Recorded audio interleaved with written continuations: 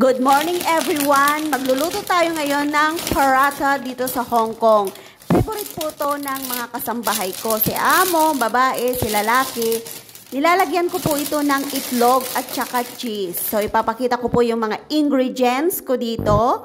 Ito po yung paratha nila at saka may itlog. Tapos may cheese. So, ipiprito po natin to. Magpapainit tayo ng kawali. Ito po yung kawaling ginagamit ko. So, madali lang po yung uminit at ilalagay na natin yung ating paratha. So, both side po ay magiging kulay brown para maging mabango at yummy. Huwag po nating lalakasan yung apoy para hindi po siya masunog. So, equally po yung pagluto natin ng kulay brown. So, ngayon, magpiprito na tayo ng ating itlog. Lalagyan natin ng cheese.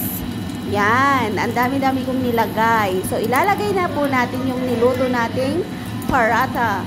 Tapos, i-dip lang natin yung ating sandok para ma-melt po yung cheese. So, ayan po. Luto na po yung ating paratha.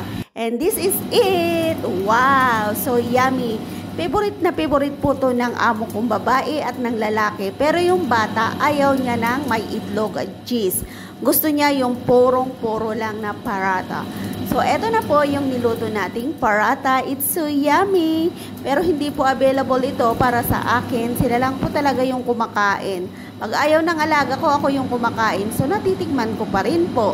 So, nagluto po ako ng dalawa pang breakfast nila amo, ni babae at ni lalaki. So, eto na po yung shinare ko kung paano lutuin ang paratha dito sa aming bahay. Sana po nag-enjoy kayo sa aking shinare na video. Thank you so much!